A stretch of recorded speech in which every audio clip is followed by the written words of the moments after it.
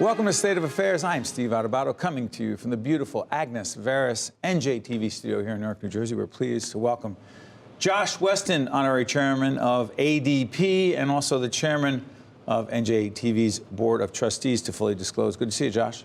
Nice to be here, Steve. Every time you're with us, we talk about challenging, difficult issues, and you put out what you believe are some remedies. Let's go right to the healthcare crisis in this country.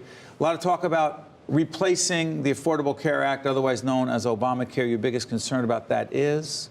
Well, I don't think that's the biggest concern. Let me back up. Sure. What Obamacare and other conversations are about is who pays how much of the bill for health care. The real issue is the bill for health care. This country spends $4 trillion a year on health care. To put it in perspective, that's $12,000 per person. That's about twice what countries in the Western world pay for their health care. And they live longer and they're healthier. So we spend twice as much in order to be less healthy than countries in the Western world. That's the real issue, not Obamacare or Medicare or Medicaid or who's paying the bill. If you want to know more, you have to ask me the next question. I will. So why is it so hard to have an honest conversation about what you just laid out as the real or bigger problem? Oh, it's a tough issue because it starts with how we handle health care. We are on a fee-for-service basis. You go to a doctor, he charges you a fee. You go to the hospital, they charge you a fee. Actually, it's not a fee. In each case, using software that's peddled all over the place, they explode the so-called fee into various components, put a price on each component, which makes the total fee a lot higher if there was just a fee. Adding to that, when you are in a fee-for-service mode, whoever is providing the service, say a doctor, has an incentive to provide more service, more fees. Even if it's not necessary for the patient? Or if it's questionable, and make it even worse than that. There are a lot of good doctors in this country. Clearly. You go to see your doctor is listening to you and then doing his best or her best. You probably visited some other doctors somewhere along the line. You probably had EKGs elsewhere. You probably had blood tests elsewhere. You probably had MRIs elsewhere. Josh, I feel like you're talking about me right now, but go ahead. In case you're on target, but go ahead. I'm not alone. Okay. Add it In up. any event, we don't have integrated health care. We have disintegrated or disaggregated where different entities do their thing. Now, in our country, we normally think that the marketplace is a good place. You have buyers looking at competitive sellers, and you pick the best. Normally, that's logical. Now go to health care. Who's the buyer? Well, the patient is the person who needs help. Patient isn't paying for most of it. The patient isn't a buyer. If the patient wanted to know what it's going to cost, the patient is not in a position to decide what the patient needs. Only the doctor can tell him what you need. The doctor is the vendor. So now you have the vendor or the supplier telling the buyer what to buy. The buyer doesn't know the price. The vendor doesn't know the price. The payer, that's an insurance company, whether it's ACA or an insurance company, they come later. So essentially, when the transaction is set up, the patient has no knowledge or no incentive on what to buy. What happens when we get that bill? The bill doesn't go to the patient. He never sees the bill. The bill goes to the payer. The insurance company, whomever? Medicare. Now, they get this bill weeks after the fact. The bill says, the doctor says, I did A, B, C, D on such a date. Maybe the doctor did, maybe the doctor didn't. There's no verification because the patient has nothing to do with it. I could go on and on. Well, if you were in charge, I often ask you the same question.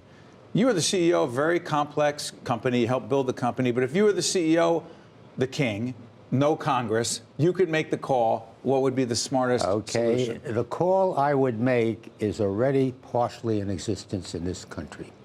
It's called Kaiser Permanente in California, and here's how it works. The fancy word is capitated health care, but leave out the technical word.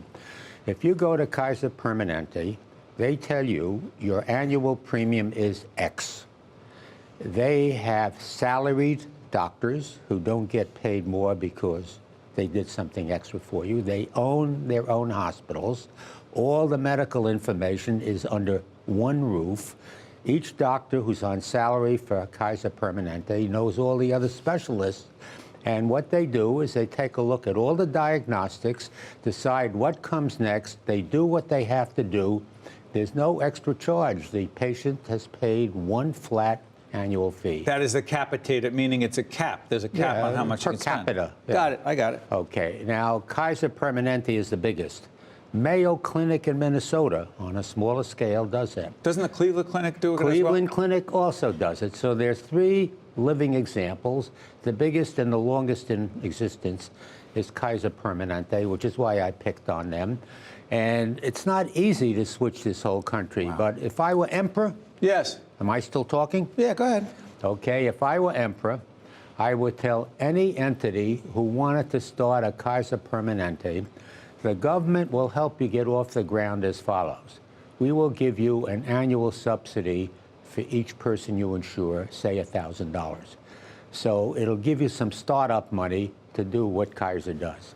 Incidentally, there's no country in the Western world that operates with fee-for-service like we do. Just us. Just us. We're exclusively wrong.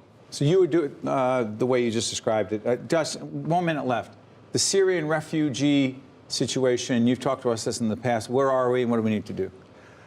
We're in a bad place because it used to be Congress authorized 100,000 refugees a year to get refugee visas to come to this country. Trump cut it to 40,000 and wants it cut to 0. So honest to goodness refugees, most of whom are mothers and kids who don't look like a terrorist. They just want to be here. Can't get in. Can't. No, because they can't issue refugee visas. It's up in the air. It should be the same 100,000 a year. What's wrong with that? Canada, smaller country than we, they admit far more refugees than we do. It's ridiculous. Give me a number. What do you think the appropriate number of Syrian refugees this country should have is? Well, I think we could handle 200 or 300,000 because we're a country of 300 million. So if we admitted 300,000 refugees a year, good people, that means 1 out of every 1,000 Americans would be a refugee. What's the big deal? You know, Josh Weston is not just the former head of ADP, helped build that company, but as the chairman of the board of NJTV's Board of Trustees, you provide us wisdom and insight. And I just want to thank you for being with us, Josh. It's a pleasure to be here, Steve. I gave you suggestions. You make them work. We're going to press some people to make it work. Thank you. Josh Weston's in the house. We'll be in the house right after this. Stay with us. State of Affairs with Steve Adubato is a production of the Caucus Educational Corporation, celebrating over 25 years of broadcast excellence.